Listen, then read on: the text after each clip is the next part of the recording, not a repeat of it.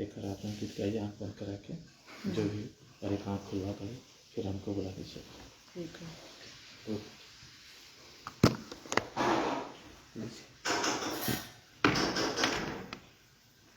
Cut जाएगा, देखिएगा। Live कर दिए ना, लाइव है।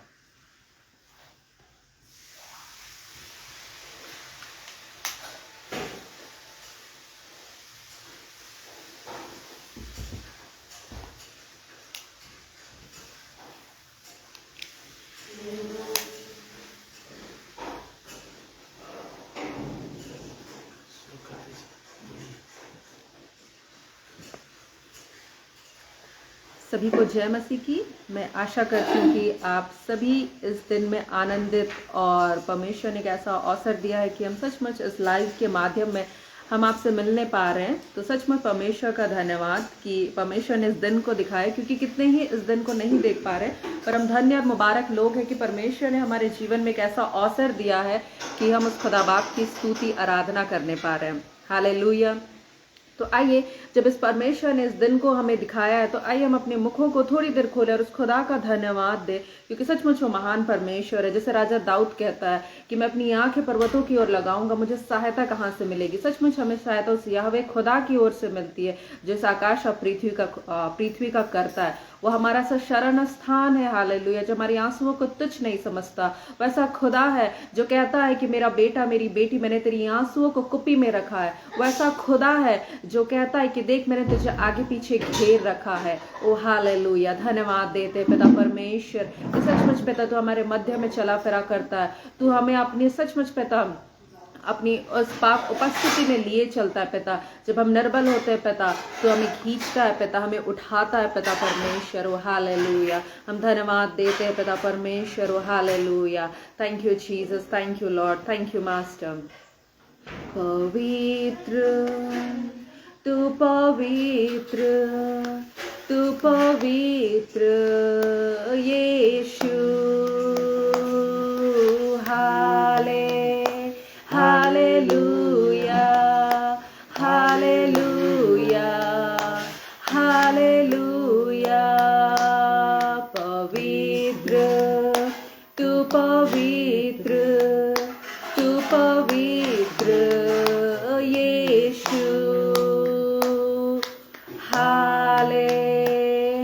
Hallelujah, hallelujah, hallelujah. हो तेरी स्तुति और आराधना करता हूँ मैं तुझसे ये प्रार्थना, महिमा से तेरी। Hallelujah, hallelujah, hallelujah, hallelujah, hallelujah. करुणा से तेरी नया दिन दिखाता है, ढाल बनकर मेरी मुझे बचाता है। जब मैं पुकारूं तू दौड़े आता है, जब मैं गिरूं मुझे उठाता है। Hallelujah, hallelujah, hallelujah, hallelujah, hallelujah, hallelujah. सारे जहां में तुझसा कोई नहीं, तुझको छोड़ कोई प्रभु है ही नहीं। घुटने में टेकूं बस तेरे सामने, तू है मेरा प्रभु, तू मेरा पिता। Hallelujah, hallelujah, hallelujah, hallelujah, hallelujah.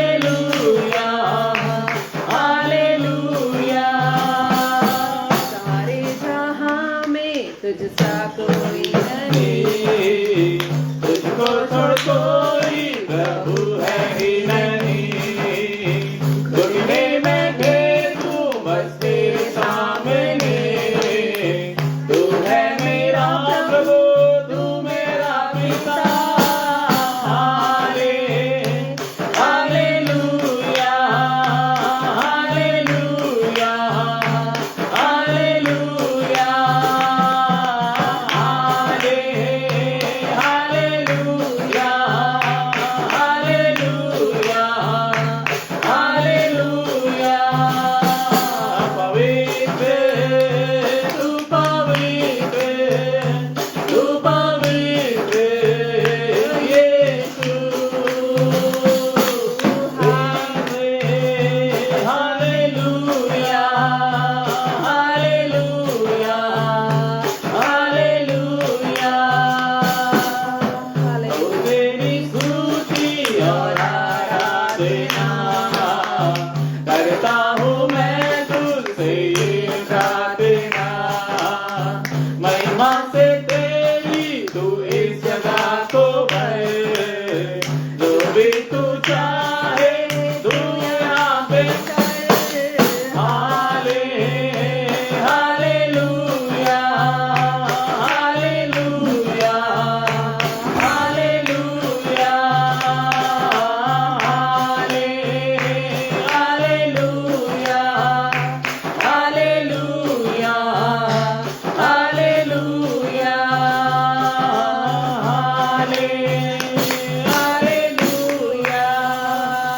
Hallelujah, hallelujah. हाँ पिता, हम तेरी स्तुति करते, मैं इबादत करते, तो स्तुति के योग्य है। तो पवित्र पवित्र पवित्र परमेश्वर है, जो कहता है देख मैंने तेरे जीवन में कैसा द्वार खोला जिसे कोई बंद नहीं कर सकता। वचन बोलता है कि देख तू अपनी आंख, हम अपनी आंखें जब पर्वतों की ओर लगाते हैं पिता, सचमुच तू हमारा सहायक है पिता। हमें हमारी सहायता तेरी ओर से आती है पिता। हम आपका धन्यवाद देते हैं पिता परमेश्वर। सचमुच पिता, जब हम गिरते हैं पिता तू हमें उठाता है पिता। जब हम टूटे हुए रहते हैं पिता तू हमारे समीप रहता है परमेश्वर। हम आपका धन्यवाद देते हैं पिता।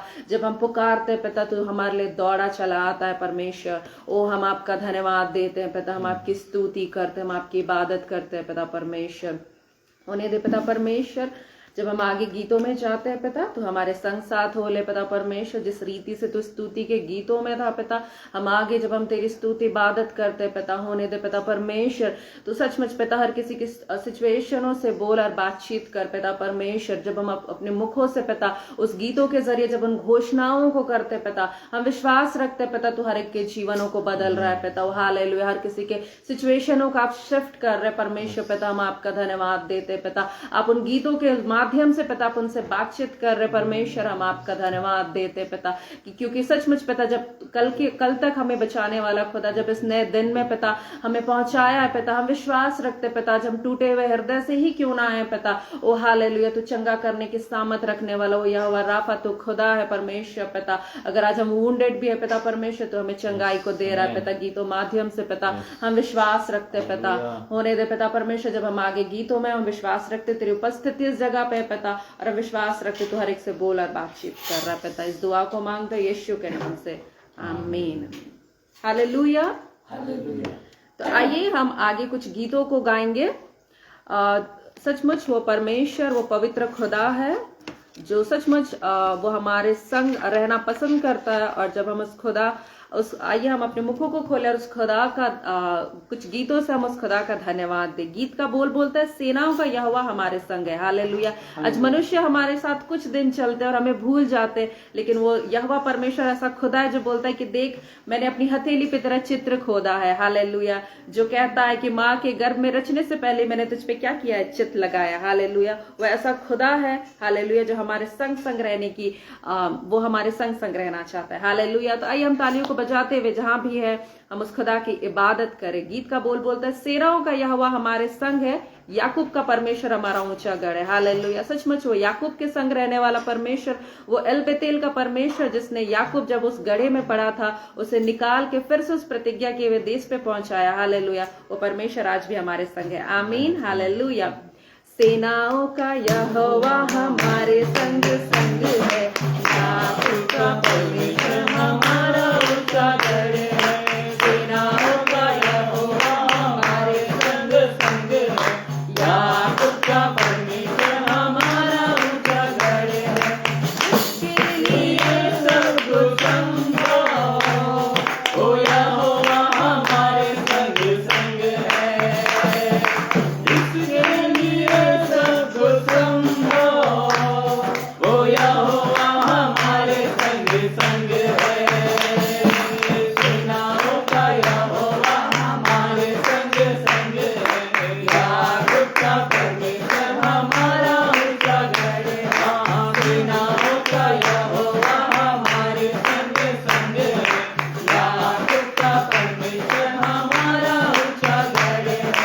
जिसने आकाश को बनाया, जिसने पृथ्वी को रचाया, जिसने आकाश को बनाया, जिसने पृथ्वी को रचाया, वो सर्वशक्तिमान प्रभु है, वो यहोवा हमारे संग संग है।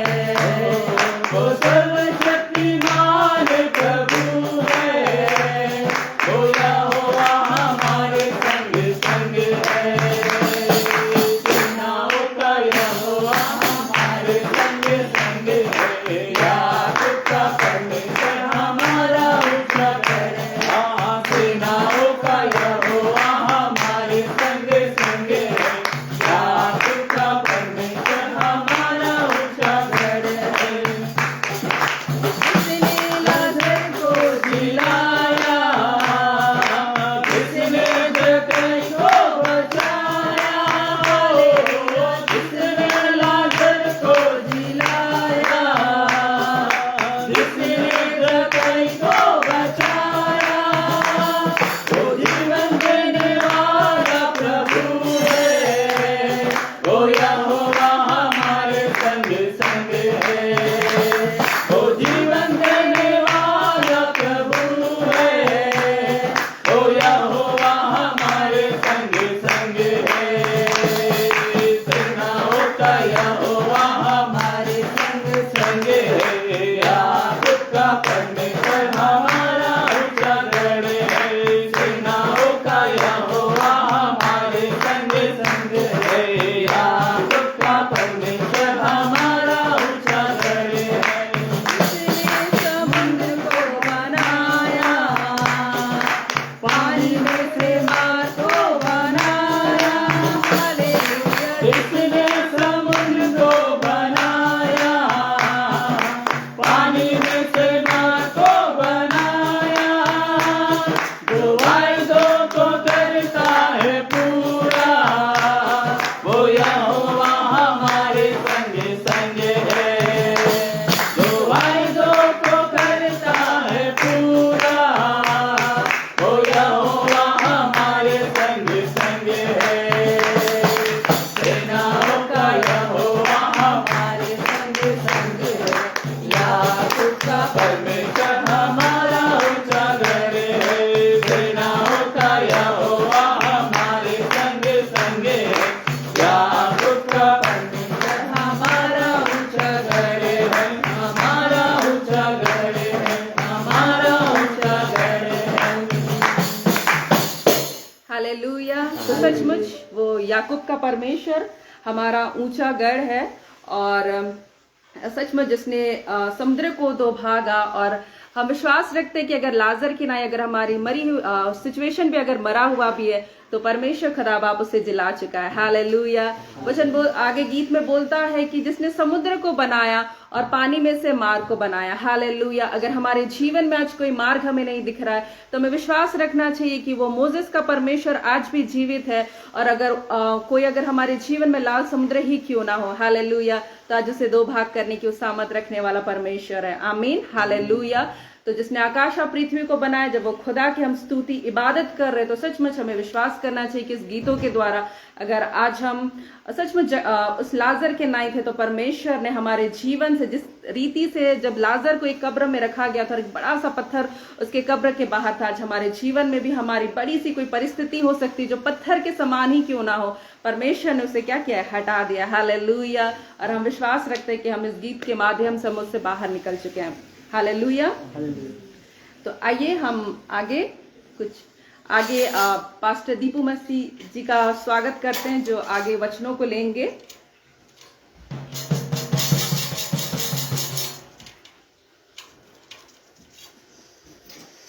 Praise the Lord, hallelujah, thank you. परमेश्वर का मैं बहुत बहुत धन्यवाद देता हूँ। सचमुच में प्रभु भला परमेश्वर है, उसकी भलाई प्रतिदिन हम सबके जीवन में बनी है, इसलिए मैं प्रभु का बहुत बहुत धन्यवाद करता हूँ और आपके सामने परमेश्वर का जीवित वचन को रखने के लिए जा रहा हूँ मेरे प्यार, ताकि आप उस वचन से आशीषित हो सके।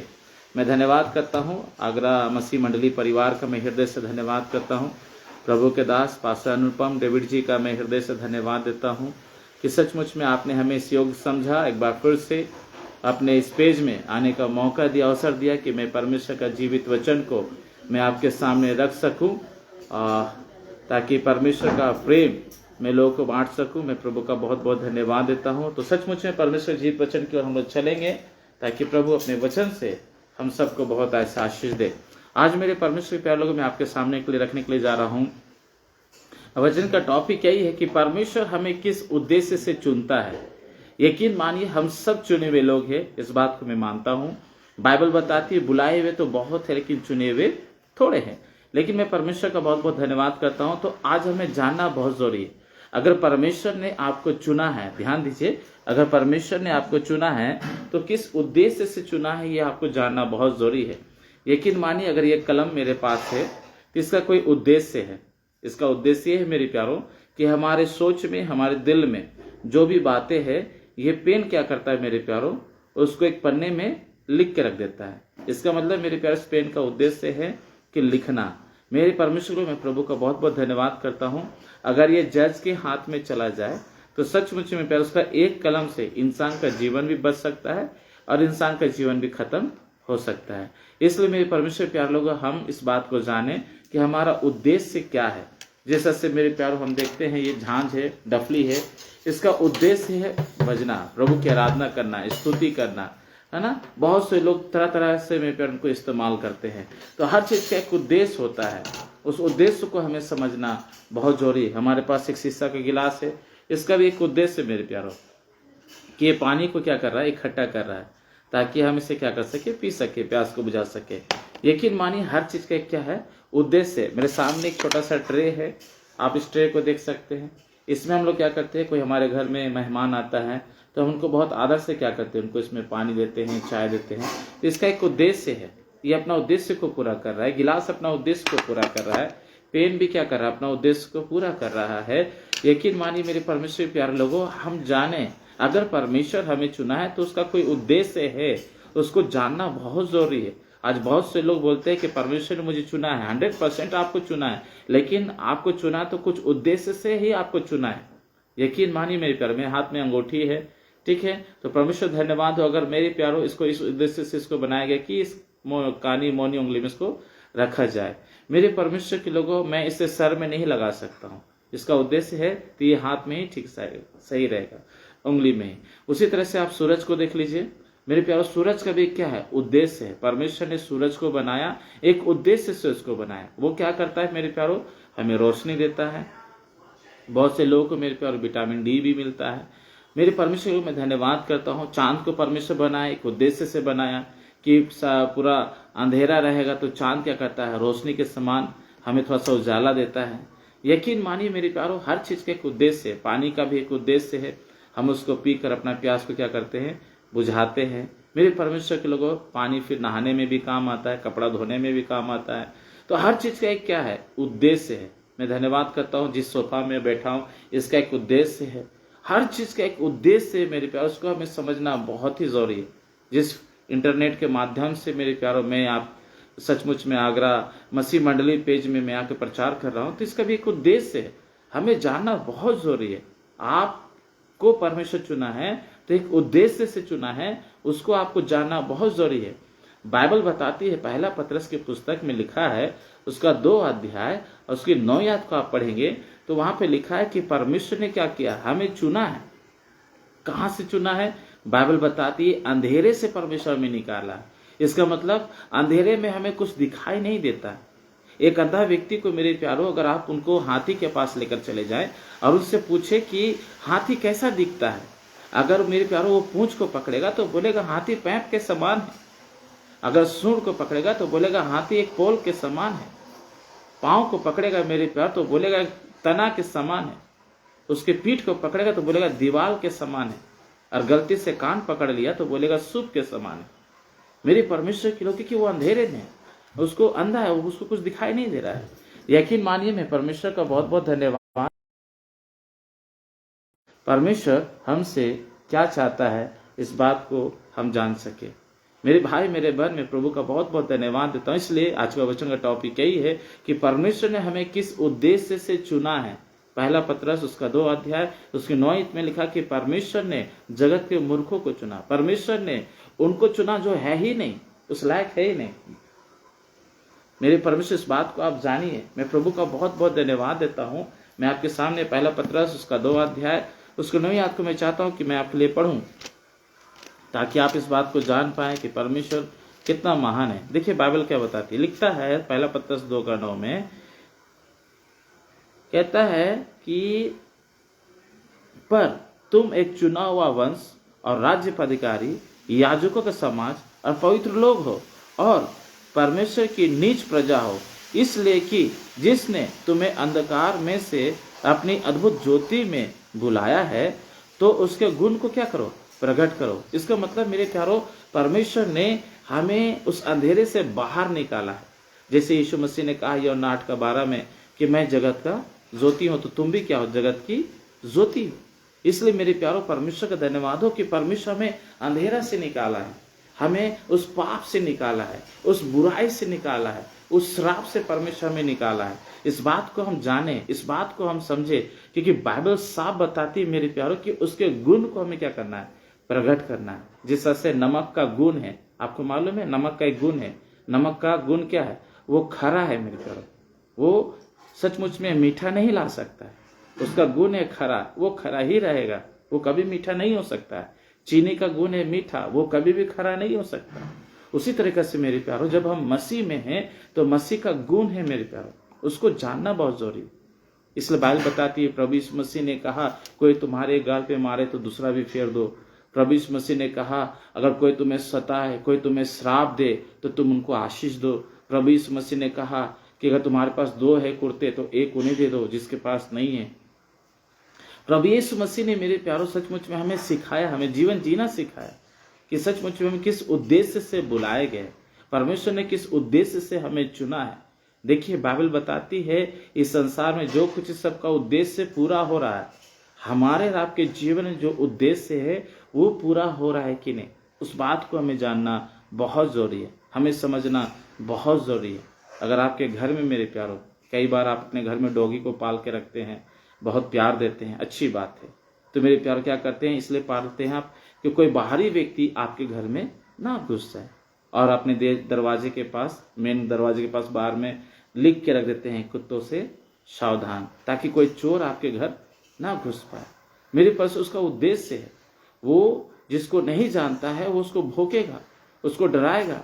अगर वो सचमुच में मालिक के ऊपर अगर वो हमला करेगा तो फिर वो उसको काटेगा भी। इसलिए याद रखिए हमारा उद्देश्य क्या है। हमारा उद्देश्य ये है कि परमेश्वर का गुण को हम प्रकट करें। इसलिए मेरे प्यारों, हम और आप रोजाना बाइबल पढ़े। राजा सुलेमान बहुत अच्छी बात को कहता है नीति वचन 3:5 में कि तू अपनी समझ का सहारा ना लेना। कई बार लोग अपनी समझ का सहारा लेने की वजह से ही मेरे प्यारों वो नुकसान को पाते हैं, अपनी समस्या में अपने जीवन में हानि को उठाते हैं। क्यों? रीजन है, कारण है, अपना समझ का सहारा ले लिया। इसलिए हम कभी भी अपना समझ का सहारा ना ले, परमेश्वर का गुण को प्रकट करें। प्रभु यीशु मसीह ने कहा कि क्या कहा कि मैं चाहता हूं कि तुम एक दूसरे से प्रेम रखो, जैसे तुम परमेश्वर से प्रेम रखते हो, अपने पड़ोसी से भी अपने समान प्रेम रखो। बाइबल बताती है, फिलिपियों की पुस्तक उसका 2 अध्याय में आप देखेंगे, उसके 7वें अध्याय को आप पढ़ेंगे, लिखा है मसीह जो मेरे प्यारो सचमुच में सृष्टि करता है, अपने आप को क्या कर दिया, सुनने कर दिया, दास का रूप धारण कर लिया, सुनने कर लिया। आइए मेरे प्यारो हम भी ऐसा काम करें, क्योंकि 5वीं आयत में लिखा है फिलिपी 2:5 में, उसका स्वभाव ही अद्भुत है। उसके स्वभाव को हम अपने जीवन में अप्लाई करें। सचमुच प्रभु धन्यवाद है। जैसे कई बार हम देखते हैं, जो बच्चा मेरे प्यारों को, अगर नया बच्चा घर में जन्मा है तो उसके अंदर में धीरे धीरे स्वभाव आ जाता है ना। उनका दादा है तो दादा का स्वभाव आएगा, दादी है तो दादी का स्वभाव आएगा, नाना है तो नाना का स्वभाव आएगा, नानी है तो नानी का स्वभाव आ जाएगा, मम्मी पापा है तो उनका स्वभाव आता है। और लोग बोलते हैं अक्सर, देखो देखो अपने चाचा की तरह ये करता है, देखो देखो अपने चाची की तरह ये करती है, देखो देखो अपने बुआ की तरह ये करता है, अरे अपनी नानी की तरह ये करता है, नाना की तरह करता है, अपने पापा की तरह, मतलब उसके अंदर में स्वभाव आता है। तो जब परमेश्वर ने हमें बुलाया है, परमेश्वर ने हमें चुना है अपनी महिमा के लिए, तो आइए मेरे प्यारो हम भी उसके गुण को क्या करें, प्रकट करें। और उसका गुण क्या है मेरे प्यारो, बाइबल बताती है उसका गुण क्या है। तो यूहन्ना की पुस्तक उसका 15 अध्याय उसकी 16 आयत में क्या लिखा हुआ है, लिखा है कि परमेश्वर ने हमें चुना है। कई बार लोग कहते हैं कि मेरे जीवन में कोई बीमारी नहीं था और मैं प्रभु को चुन लिया। आपका ये कहना बिल्कुल गलत है। यकीन मानिए, कोई भी व्यक्ति खुद से प्रभु के पास नहीं आ सकता। बाइबल बताती है कि परमेश्वर उसको चुना है। मैं धन्यवाद देता हूं परमेश्वर का। यहाँ पे साफ लिखा है यूहन्ना 15:16 में कि तुमने मुझे नहीं चुना परंतु मैंने तुम्हें चुना है। क्यों चुना है, क्या करने के लिए चुना है? आराधना करने के लिए, वेरी गुड। वचन पढ़ने के लिए, वेरी गुड। चर्च जाने के लिए, वेरी गुड। बस यही था? नहीं, बाइबल बताती है इससे और आगे बढ़ना है। परमेश्वर की सुसमाचार को मेरे प्यारो जो आपने पाया है दूसरों तक उसको पहुंचाए। हालेलुया। जो जीवन आपने पाया है उस जीवन को आप दूसरों को बताएं। जो आशीष आपने पाया है उन आशीषों को आप दूसरों को बताएं, ताकि वे लोग भी परमेश्वर का आशीष को प्राप्त कर सके। तुमने मुझे नहीं चुना परंतु मैंने तुम्हें चुना है इसलिए कि तुम जाकर फल लाओ। यकीन मानिए, क्या हमारे जिंदगी में फल है? अगर नहीं मेरे परमेश्वर के प्यार लो तो ये बहुत दुख की बात है, बहुत ही दुख की बात है। इसलिए हम फल लाएं। क्या लिखा है, बाइबल बताती है, अगर आप मेरे परमेश्वर के लोगों, मत्ती के पुस्तक 21 अध्याय में देखे, प्रभु यीशु मसीह को जब भूख लगा और अंजीर के पेड़ के पास गया तो बाइबल बताती है उसमें फल ही नहीं था। अब प्रभु यीशु मसीह ने कहा कि तुझ में आज के बाद फल नहीं होंगे। और दूसरे दिन मेरे प्यारों जब पतरस लोग वहां से गुजरते हैं तो प्रभु को कहते हैं, प्रभु देख जिस पेड़ को तूने श्राप दिया था वो सूख गया है। यकीन मानिए, हम चर्च जा रहे हैं, संगति रख रहे हैं, प्रार्थना कर रहे हैं, उपवास कर रहे हैं, अन्य अन्य भाषा में बातें कर रहे हैं और हमारे जीवन में फल नहीं है तो बेकार है हमारा जीवन। आपको मालूम है, अगर एक पेड़ फल से लदा रहता है ना तो वो झुका हुआ रहता है। इसका मतलब वो अपने आप को नम्र बनाकर रखता है, दीन बनाकर रखता है, परमेश्वर के वचन के अनुसार जीवन जीता है, अपने जीवन में कभी बुरी बातों को जगह नहीं बनाने देता है। यकीन मान, इस बात को हमें समझना बहुत जरूरी है। जिससे आप दूध को देखेंगे, अगर उसमें एक बूंद भी खट्टापन आ जाए वो दूध फट जाएगा। उसी तरीके से हम मसीही जीवन जो है जी रहे हैं, अपने आप को मसीही जीवन ही बना के रखें। इसलिए बाइबल बताती, तुमने मुझे नहीं चुना परंतु मैंने तुम्हें चुना है। इसलिए चुना ताकि तुम जाकर क्या लाओ, फल लाओ। क्यों लाने के लिए बोल रहा है? क्योंकि आगे लिखा है तुम्हारा फल बना रहे। जो गलाती की पुस्तक 5 अध्याय में हम देखते हैं उसका 23 और 24 में कि आत्मा का फल क्या है, प्रेम। और उसका आखिरी में देखें क्या है, संयम। इसका मतलब हमारे जीवन में परमेश्वर का प्रेम भी होना बहुत जरूरी है और संयम भी। बहुतों के पास संयम नहीं होता है, संयम नहीं होता है। आप देखिए मेरे प्यारो, अब्राहम और सारा माँ को देखिए, कितना वो लोग संयम रखे। परमेश्वर ने उनको 75 साल की आयु में बुलाया, लेकिन बाइबल बताती है 100 साल में उनको आशीष दिया। कितना संयम रखा, कितना धीरज धरा वो लोग। क्या आज हमारे पास ऐसा है? हम कई बार क्वेश्चन करने लगते, प्रभु हम कई सालों से चर्च जा रहे हैं, कई सालों से हम प्रार्थना कर रहे हैं, मेरे जीवन में आशीष नहीं दिख रहा है, मेरे घर में परिवर्तन नहीं दिख रहा है, मेरे बच्चों के जीवन में बदलाव नजर नहीं आ रहा है, मेरे पड़ोसी लोग जो मुझे सताते थे आज भी सता रहे, उनका जीवन भी नहीं बदल रहा है। मैं क्या करूं, समझ में नहीं आ रहा। जहां पे नौकरी में करता हूं, जिस बॉस के लिए मैं दिन रात प्रार्थना करता हूं, उसका मन भी नहीं बदल रहा है। मुझे समझ में नहीं आता है। यकीन मानिए मेरे प्यारो, बाइबल साफ बताती है जिस परमेश्वर से आप प्रेम रखते हैं उन्होंने आपसे कहा है कि आपको संयम भी रखने की जरूरत है। यकीन मानिए संयम रखने वाला ही आशीषित हुआ है। यूसुफ को देखिए, वो संयम रखा, मिस्र का प्रधानमंत्री बन गया। जक्कई को देखिए, वो संयम रखा मेरे प्यारो, उतना मोटा आदमी सोचिए पेड़ में चढ़ गया, गुलर का पेड़ में, और बहुत देरी तक वो बैठा रहा। उसके दिल में दिमाग में ये आया था कि नहीं, यीशु मसीह इसी मार्ग से जाएगा। वो संयम रखा मेरे प्यारो, और बाइबल बताती है वो अपने जीवन में उद्धार को पाया। आप भी संयम रखिए। परमेश्वर ने आपको चुना है मेरे प्यारो, ताकि उसके गुण को प्रकट करे। उसका गुण है प्रेम करना, आप प्रेम कर रहे हैं। आपके अंदर नम्रता है, विश्वास है, धीरज है, यकीन मानिए कृपा है, भलाई है। आपके अंदर में संयम भी होना बहुत ही जरूरी है। और बहुतों के अंदर में संयम नहीं है, जिसकी वजह से वो अपने आशीष को खो देता है, अपना आनंद को खो देता है, अपना अभिषेक को खो देता है। मेरे भाई मेरे बहन, मैं आपसे ये कहना चाहता हूँ कि आप मसीह में हैं तो उसका गुण को आप प्रकट कीजिए। अगर आप नहीं प्रकट करेंगे मेरे प्यारो, तो फिर हमारा और आपका इस धरती पर रहना क्या हो जाएगा, व्यर्थ हो जाएगा। इसलिए मैं प्रभु का धन्यवाद देता हूँ। लिखा कि फल लाओ। क्या आप सचमुच में फल ला रहे हैं? क्या आप आत्मा के फल से भरे जा रहे हैं? अगर नहीं भरे जा रहे तो आप प्रार्थना कीजिए कि प्रभु मुझे आत्मा के फल से भरिए, आत्मा के वरदानों से मुझे भरिए प्रभु, ताकि मैं आपके लिए एक आशीषित व्यक्ति बन सकूं, आपका बेटा और आपका बेटी में बन सकूं, और मेरे जीवन में जो काम है मैं उसे पूरा कर सकूं। यकीन मानिए, परमेश्वर का धन्यवाद दीजिए। और मैं माफ़ी चाहता हूँ, लोगों को काफ़ी देरी हो गया जुड़ने में, लेकिन फिर भी परमेश्वर का धन्यवाद हो कि मुझे मौका मिला। और यकीन मानिए परमेश्वर आपसे बहुत प्यार करता है। परमेश्वर ने आपको चुना है मेरे प्यारो। बाइबल बताती है, इफिसियों में लिखा है 1:4 में, कब चुना? जगत के उत्पत्ति के पहले ही चुन लिया। ये कुछ बनाया भी नहीं गया था, तभी परमेश्वर हमें चुना। यशायाह में लिखा है 49:16 में लिखा है, वो हमारा चित्र को अपनी हथेली में गोद के बना के रखा। वाह, कितनी अद्भुत बात है, कितना वो मोहब्बत हमसे करता है।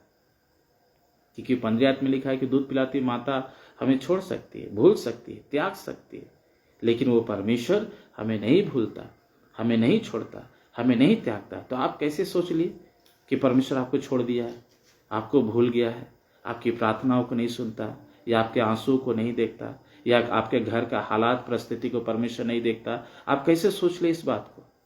यकीन मानिए वो सृष्टि करता है, वो अद्भुत परमेश्वर है। उन्होंने कहा तुम्हारे जो आंखों ने नहीं देखा, तुम्हारे कानों ने नहीं सुना, तुम्हारे चित्त में भी नहीं समाया, वो परमेश्वर वो काम करने वाला परमेश्वर है। तो आप ऐसा क्यों सोच लिए? यकीन मानिए कोई राजा आपको नहीं बुलाया है, या कोई आपका मित्र आपको नहीं बुलाया है, या कोई आपको पड़ोसी नहीं बुलाया है। आपको सृष्टिकर्ता बुलाया और चुना है, ताकि आप उसका गुण को क्या करें, प्रकट करें।